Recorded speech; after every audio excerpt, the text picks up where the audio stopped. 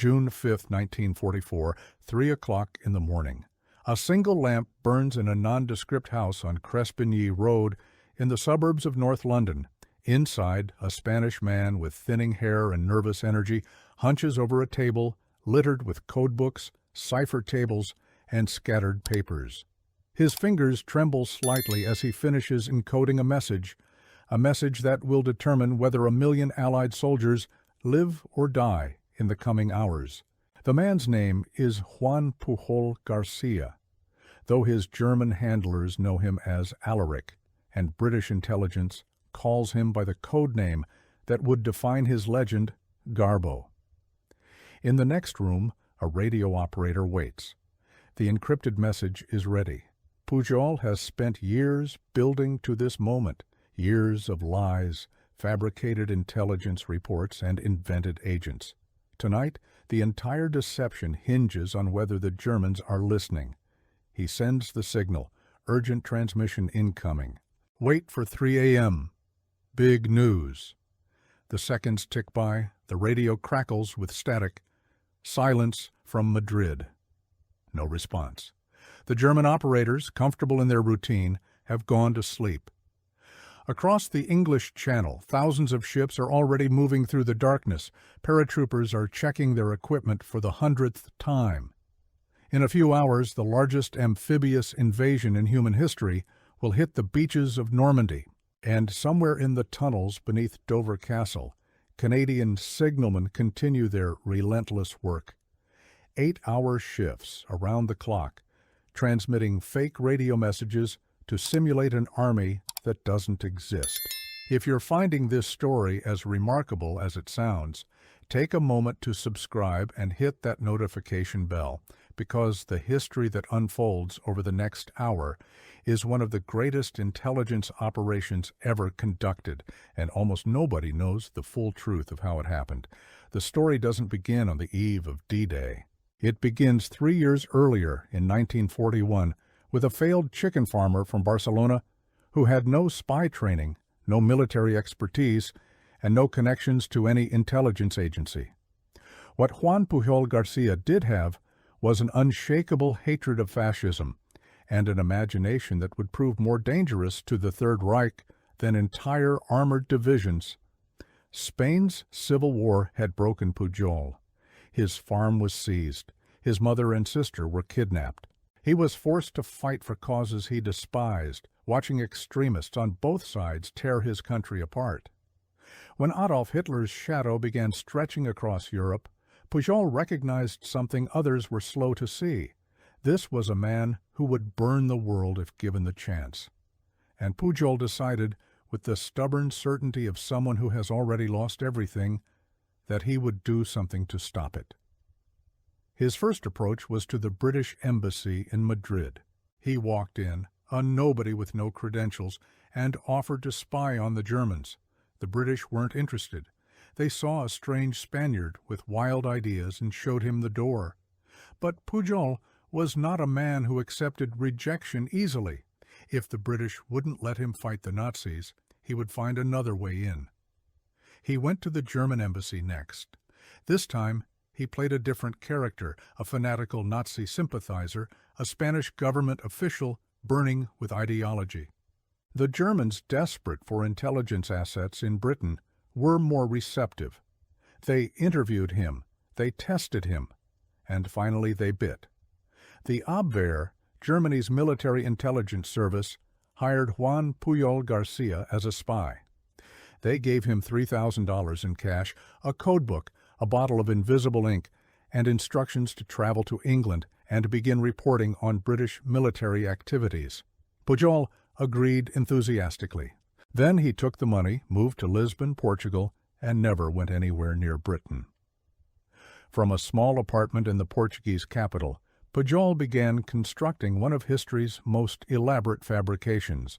Using nothing more than a tourist guide to Britain, a map he bought at a bookshop, reference materials from the public library, and newsreels playing at local cinemas, he invented an entirely fictional existence as a spy operating in England. His first reports were masterpieces of creative writing. He described military exercises he never witnessed, ship movements he never observed, and conversations he never heard. He wrote about walking through London, visiting cafes, catching colds, and then, the stroke that would define his methodology, he began inventing subagents. There was the Swiss-German businessman operating out of Liverpool, the Venezuelan student studying in Glasgow, a Portuguese man living in Newport, Wales, an airline employee who could smuggle letters out of the country. Each agent had a detailed backstory, family members, personal quirks, and character flaws. Each one fed Pujol information from a different part of Britain, and none of them existed anywhere except in Pujol's imagination. The Germans were delighted. Here was an agent producing volumes of intelligence from a country where they had almost no reliable sources. They began paying Pujol handsomely, the equivalent of $11,000 per month in today's currency, to fund his growing network. The money went straight into Pujol's pocket, but fabricating British intelligence from Portugal had limitations. Pujol made mistakes. In one report, he had an agent claim that people in Glasgow would do anything for a liter of wine. The metric system, wine, in Scotland. These were the errors of a man who had never set foot in Britain, didn't understand the culture, and was improvising wildly. Those errors eventually caught someone's attention, but not in the way Pujol feared. In March 1942, British codebreakers intercepted a curious German transmission. It referenced intelligence from an agent in Britain describing a convoy leaving Liverpool, headed for Malta. The details were specific: 18 ships, including a coal boat, a petrol tanker, RAF technicians, medical supplies, 3,000 tons. The British immediately launched a manhunt to find this apparent Nazi spy network operating on their soil. They found nothing. No agents, no network, no leaks. The whole thing was a ghost. When analysts looked more closely at the intercepted reports, they began noticing the inconsistencies, the metric measurements, the cultural errors, the strange assumption that Scots drank wine, and then the remarkable fact that the Germans had wasted significant resources trying to intercept a convoy that had sailed from Liverpool, a convoy that roughly matched real ship movements, but had been reported by an agent who seemed to have never actually seen it. Someone, the British realized, was feeding the Germans complete nonsense, and it was working. MI5, Britain's security service, tracked the source of the phantom intelligence to Lisbon. When they finally made contact with Juan Pujol García, they discovered something astonishing. This amateur, this chicken farmer with no training, had single-handedly created a fake spy network that was actively misleading German military intelligence. He had been doing Britain's work without Britain even knowing about it. In April 1942, Pujol was brought to London for real. MI5 assigned him a case officer named Thomas Harris, a Spanish-speaking art dealer with a gift for deception. Together, they would transform Pujol's improvised operation into something far more dangerous. The British called their new agent Garbo, a code name that was supposed to be unrelated to the agent's identity, but which MI5's B1A section chose specifically because of his star quality. Like Greta Garbo, this spy delivered a performance so convincing that his audience never suspected the truth. Now operating from England with access to real intelligence, carefully controlled by his British handlers, Garbo began building what would become the most successful deception operation of the Second World War. The key insight that made the double-cross system work was understanding exactly what the Germans wanted to believe. At its core, military deception isn't about telling elaborate lies. It's about confirming your enemy's existing assumptions while carefully steering them away from the truth. The Germans were obsessed with the Pas de Calais, the narrowest point of the English Channel, directly across from Dover. From a purely logical standpoint, this made sense as an invasion site. Shorter crossing distance, closer to Germany, a direct route to the industrial heartland. Hitler himself was convinced that any serious Allied assault would come there. The Allies, of course, had chosen Normandy, longer crossing, more challenging beaches, but also less defended precisely because the Germans were looking in the wrong direction. Garbo's mission was to make sure they kept looking there. Through the spring of 1942 and into 1943, Garbo expanded his fictional network. What had started as a handful of invented sub-agents grew into a sprawling organization of 27 imaginary spies scattered across Britain. Each one had to be maintained, paid, given plausible backstories, and fed appropriate intelligence to report. The Germans were essentially funding an entire fictional espionage apparatus, paying out what would amount to nearly $6 million in today's currency. When Garbo needed to explain why a sub-agent had failed to report on something important, he would simply eliminate that agent.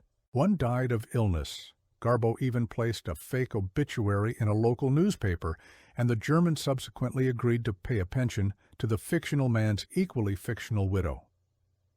The information Garbo provided followed a careful formula, a mixture of misinformation, accurate but useless intelligence, and genuine high-value information that always arrived too late to be actionable. The North African deception was the first major test. In November 1942, Allied forces were preparing Operation Torch, a massive landing on the coast of French North Africa.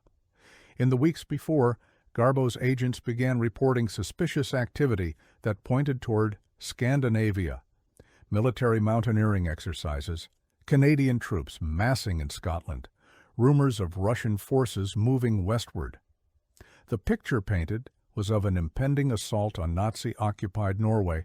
Hitler, already paranoid about his northern flank, reinforced Norwegian defenses with hundreds of thousands of troops that were now unavailable to respond to North Africa. Then Garbo played his masterstroke. He wrote a detailed letter describing the actual plans for the North African invasion, correct targets, troop numbers, timing. He dated it November 1st, but he deliberately held the letter until November 9th, one day after the landings had already begun. The intelligence was perfect. It was also completely useless. The Germans were impressed rather than suspicious. Their star agent had delivered precisely accurate information.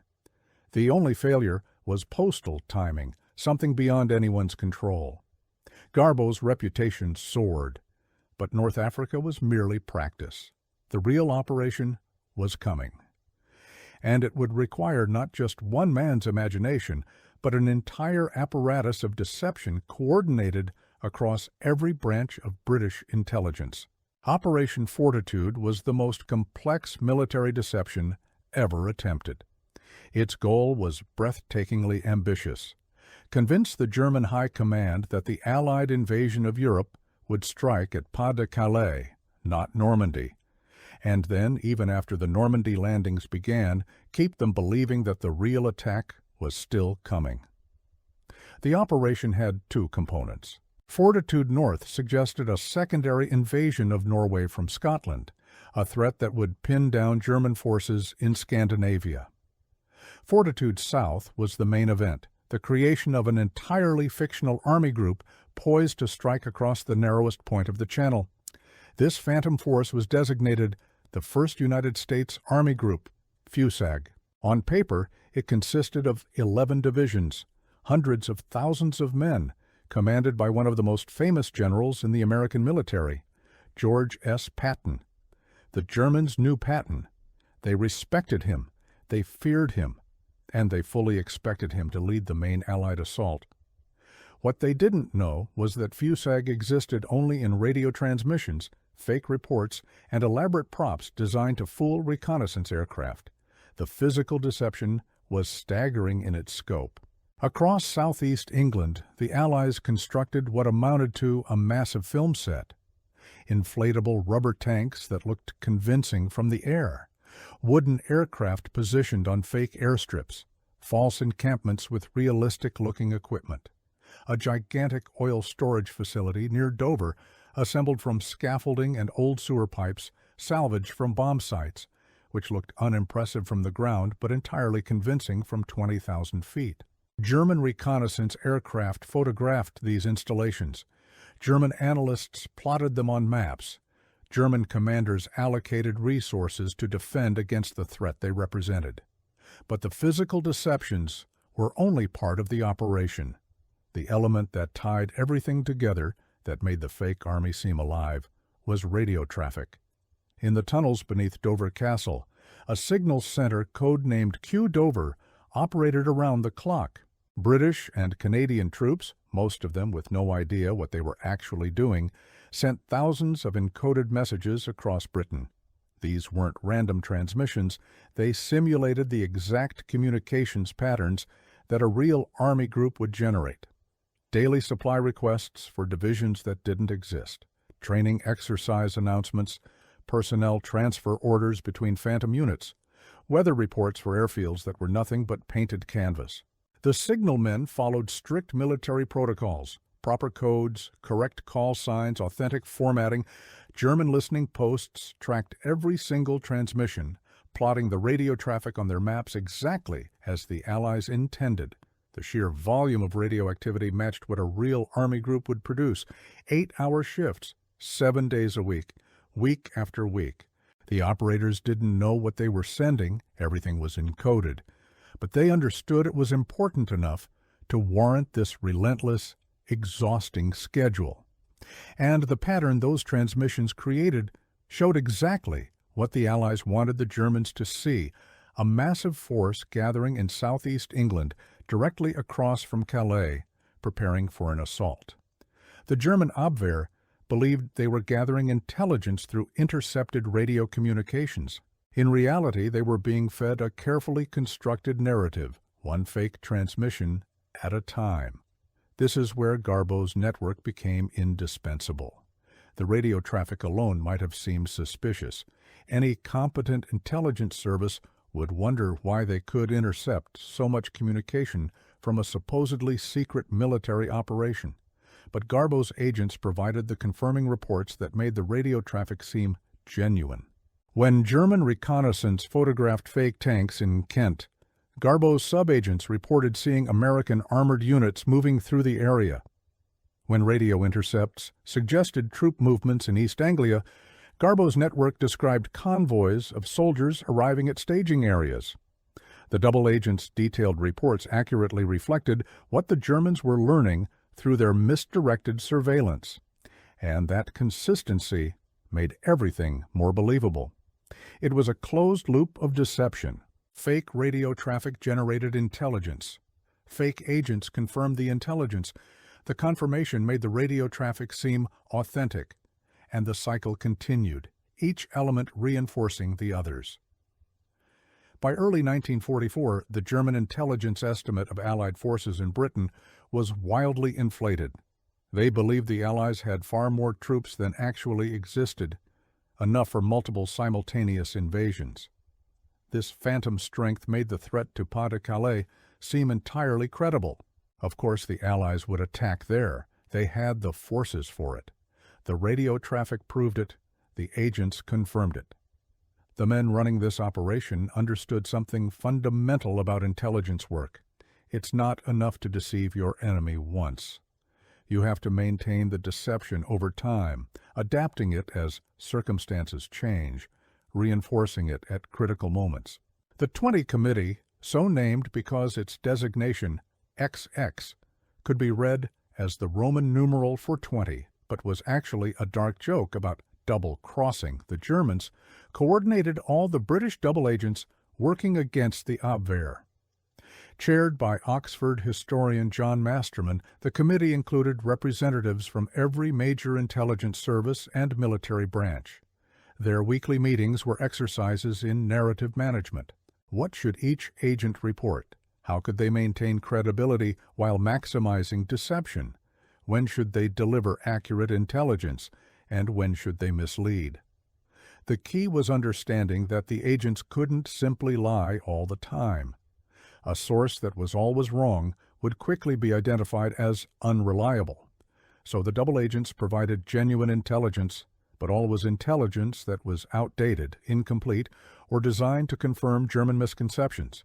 Garbo was the 20 Committee's most valuable asset because his fictional network gave him unmatched flexibility. If the Germans asked about something he couldn't explain, one of his sub-agents could conveniently fall ill, or die, or be temporarily unavailable.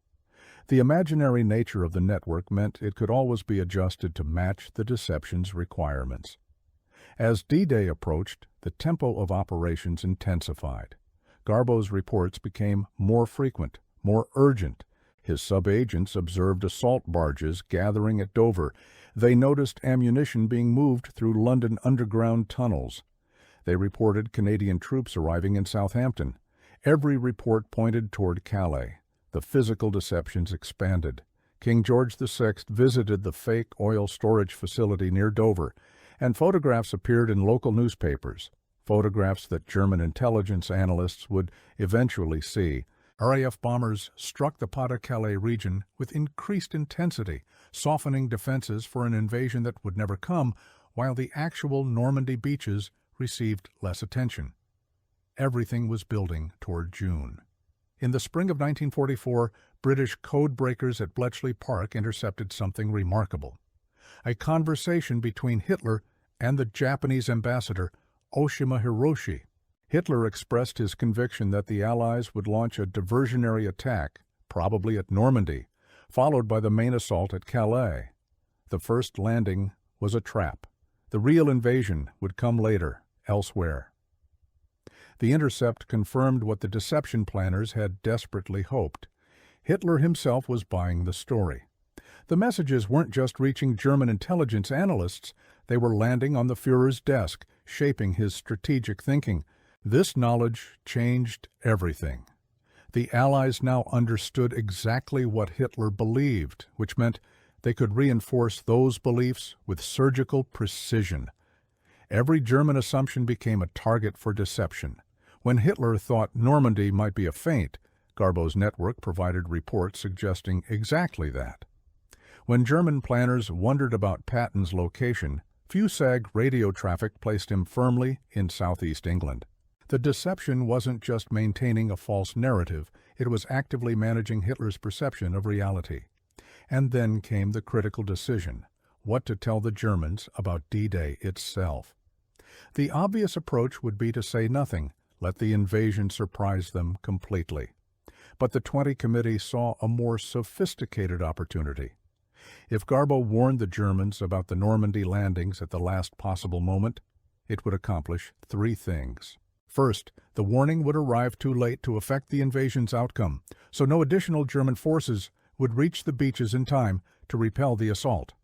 Second, the fact that Garbo's warning was accurate would massively increase his credibility. Here was an agent who had predicted the actual invasion target. How could the Germans not trust his subsequent reports? Third, and most importantly, Garbo could immediately follow his Normandy warning with the critical message: this was only the first attack. The main invasion, the real assault with Patton's army, was still coming at Calais. Keep your reserves in place. Don't move troops to Normandy. The plan was audacious. It required split-second timing, and it depended entirely on German radio operators being exactly where they were supposed to be at 3 o'clock in the morning on June 6th. They weren't. June 5th, 1944, the final day before the invasion. Allied commanders were monitoring weather reports with mounting anxiety. The Channel crossing would be brutal. Conditions were marginal, but Eisenhower had made the call. The operation would proceed. That evening, Garbo contacted his German handlers in Madrid. He had urgent intelligence from one of his most trusted sub-agents. The information was too important to wait for normal transmission times. He needed them to listen for a message at 3 in the morning. The Germans agreed. This was unusual. Normally, their radio operators signed off at 11:30 p.m. But Garbo had earned enough trust that they would accommodate his urgent request. They would be listening at 3 a.m.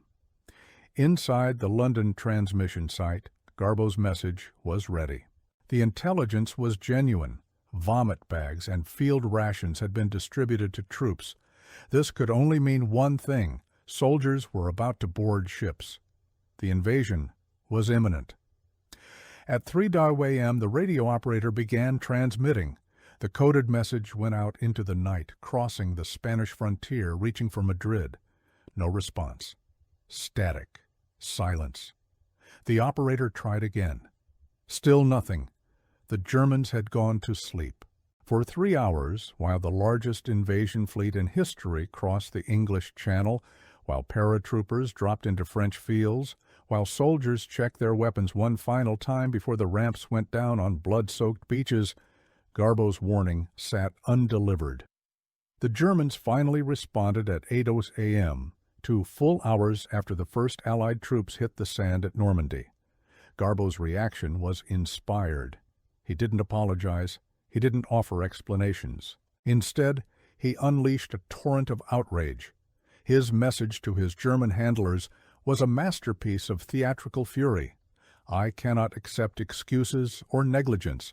Were it not for my ideals, I would abandon the work. He had risked everything to deliver crucial intelligence, and the incompetent German radio operators had been asleep at their posts. The Germans believed him. They apologized. They never questioned why their supposedly best agent had failed to provide earlier warning of such a massive operation. Instead, they blamed themselves, and their trust in Garbo only deepened. Now came the real test. Allied forces were storming ashore at Normandy. The German command faced a critical decision. Should they rush reinforcements to the invasion beaches or hold them in reserve for the expected second assault at Calais? Everything the 20 Committee had built over 3 years came down to this moment. On June 9th, 3 days after D-Day, Garbo sent what would become the most important intelligence message of the war. It was long, detailed, and utterly convincing. He reported that his agents across Britain had observed something crucial. The forces that landed at Normandy were only a fraction of the Allied strength gathered in England. Fusag was still in place. Patton's army hadn't moved. The massive concentration of troops, equipment, and shipping in southeast England remained exactly where it had been. Normandy, Garbo explained, was clearly a diversionary operation designed to draw German reserves away from the real target. The main assault, larger, more powerful, led by Patton himself, was still coming at Calais. Don't reinforce Normandy.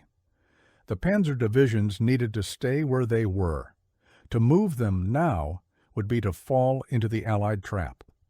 The message reached Hitler's headquarters, and incredibly, unbelievably, the German High Command accepted it completely.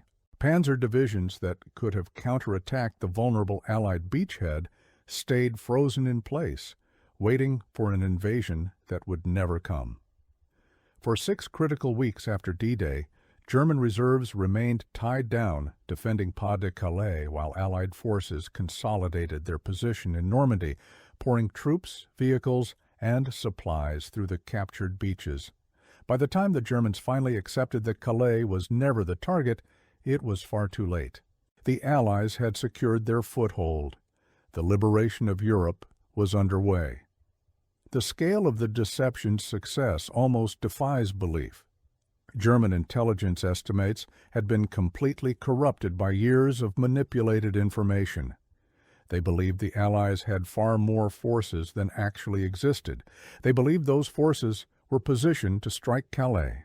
And they believed their own assessment so thoroughly that even the reality of troops dying on Normandy beaches couldn't shake their conviction. It wasn't just Garbo. The entire double-cross system had operated flawlessly, with multiple agents reinforcing the same false narrative from different angles. But Garbo was the linchpin. Analysis conducted after the war found that 86 specific messages from Garbo had been included in high-level German intelligence summaries, more than any other source. The radio deception from Dover Castle and other transmission sites had created an electromagnetic phantom, an army that existed only in the signals German listening posts intercepted. The consistency between those intercepts and the reports from double agents had created an unbreakable illusion. And at the center of it all was a Spanish chicken farmer who had walked into the German embassy 4 years earlier with nothing but audacity and imagination. The aftermath was surreal.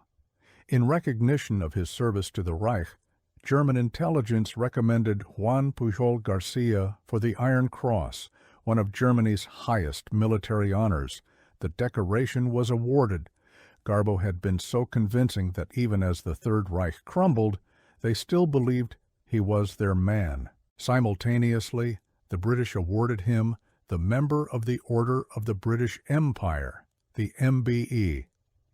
Pujol thus holds a distinction unique in the history of warfare. He received decorations from both sides of the same conflict. When the war ended, Pujol understood that former Nazi intelligence officers might eventually discover the truth about their prized agent. He wasn't interested in spending the rest of his life looking over his shoulder. So he did what he had always done. He created a fiction. Juan Pujol García faked his own death. He vanished completely, resurfacing years later in Venezuela under a new identity. The spy who had fooled the German war machine simply ceased to exist, replaced by an anonymous businessman living quietly in Caracas. For nearly 4 decades, his story remained largely unknown. The British government kept the double-cross files classified. The full scope of Operation Fortitude was hidden from public view. Garbo faded into obscurity, exactly as he had planned. Then, in the early 1980s, a British author named Nigel West became obsessed with tracking down the legendary agent. Through extraordinary detective work, including calling every Juan Garcia listed in Barcelona phone directories, West finally located one of Pujol's nephews, who helped establish contact. The meeting took place in New Orleans on May 20th, 1984. 40 years had passed since D-Day. Pujol was in his 70s, a quiet man with an ordinary life who happened to have changed the course of history. West convinced him to return to Europe. Pujol visited Normandy for the first time, walking the beaches where Allied soldiers had fought and died because German reinforcements never arrived. For the first time, he saw the physical reality of what his deception had accomplished. The beaches had been transformed into memorials and museums. The bunkers where German soldiers waited for an assault that came from the wrong direction were now tourist attractions, and the graves, row upon row of white crosses and stars of David marking the fallen, stretched across the French countryside. Pujol had never fired a shot. He had never seen combat. But the intelligence operation he helped create had saved thousands of lives. Allied soldiers, who would have faced far heavier resistance, had German reserves been properly positioned, and German soldiers who might have been eliminated in a longer, bloodier campaign. The human cost of war is measured in bodies. The human contribution of intelligence work is measured in the bodies that never fell. The story of Operation Fortitude contains lessons that extend far beyond its historical moment. It demonstrates that in warfare, and perhaps in all human conflict, perception matters as much as reality. The Germans had genuine intelligence capabilities. They intercepted real communications. They analyzed actual reconnaissance photographs. But every piece of information they gathered had been shaped, manipulated, or fabricated by their enemies. The radio deception was particularly elegant because it exploited the Germans' own methods against them. They believed they were conducting signals intelligence, a legitimate military practice, when in fact they were consuming a carefully designed information product. The intercepts felt authentic because they followed proper military protocols. The Germans never considered that the Allies might generate thousands of fake transmissions specifically for them to capture. This represents a fundamental principle of deception. The best lies are the ones your target discovers for themselves. Information you work to obtain feels more valuable than information simply given to you. By letting the Germans intercept fake radio traffic, the Allies made the intelligence seem more credible than if they had simply leaked it through conventional channels. The double-agent network worked because it confirmed what the radio intercepts suggested. When two independent sources, electronic surveillance and human intelligence, pointed to the same conclusion, German analysts naturally assumed the conclusion was valid. They didn't realize both sources were controlled by the same people, and Garbo's genius was understanding that credibility requires failure. An agent who is always right becomes suspicious. By occasionally providing accurate intelligence that arrived too late, by having sub-agents who made mistakes or died inconveniently, Garbo created the texture of reality. His network felt authentic because it was imperfect. The Dover Castle Signal Center continued operating for weeks after D-Day, maintaining the FUSAG fiction even as the lie became increasingly transparent. The commitment to the deception never wavered. Fake supply requests kept flowing. Phantom training exercises kept being announced. The radio traffic suggested an army still preparing to move, an army that would never move because it had never existed. When historians later examined German decision-making in June and July 1944, they found something remarkable. The deception had worked almost too well. Even as evidence mounted that Normandy was the main invasion, Hitler clung to his conviction that Calais would be the real target. The Führer's beliefs had been so thoroughly shaped by years of manipulated intelligence that he couldn't process contradictory information. This is the ultimate success of any deception operation, when your enemy cannot abandon the false narrative, even when confronted with truth. The lie becomes their reality. They defend it against evidence. They explain away contradictions. They have invested so much in believing something that admitting error becomes psychologically impossible. The German High Command couldn't accept that Calais was safe, because accepting it meant acknowledging that their entire intelligence picture was wrong. It meant admitting they had been fooled for years. It meant recognizing that their spy networks were compromised, their signals intelligence was corrupted, and their strategic assessments were based on fiction. So they kept the reserves in place. They waited for Patton. They defended beaches where no soldiers would ever land. By the time the delusion finally broke, the war in Europe was effectively decided. There's a temptation to view intelligence operations as secondary to the real war, the battles, the campaigns, the territorial gains. But Operation Fortitude demonstrates how profoundly intelligence shapes military outcomes. The soldiers who stormed the beaches on June 6, 1944, faced terrible resistance. Many of them died, but they faced a fraction of the force that could have been waiting for them. If German commanders had correctly identified Normandy as the primary target, if they had concentrated their panzer reserves there, if they had positioned their best divisions to counterattack the beachhead, the invasion might have failed. Or it might have succeeded at a cost so catastrophic that subsequent campaigns would have been crippled. Instead, the deception bought time, it bought space, it bought lives. The men in the tunnels beneath Dover Castle, sending encrypted messages they didn't understand, made the invasion possible.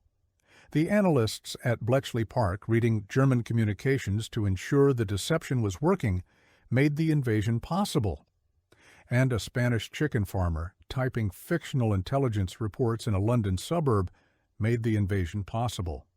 None of them fired the shots that liberated France. But without them, those shots might never have been fired at all. Juan Pujol García died in Caracas, Venezuela, on October 10, 1988. He was 76 years old. The obituaries, such as they were, described a Spanish businessman who had lived a quiet life in South America.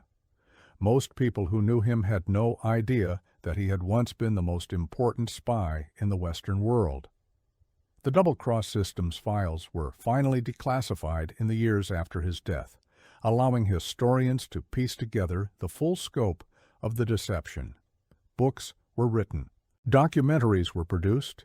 Garbo became a legend, though all was a legend known mainly to those who study the secret history of the war.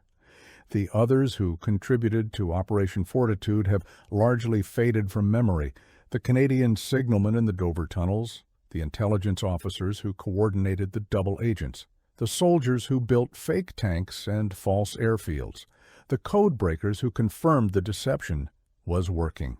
Their contributions were classified, compartmentalized, and eventually forgotten.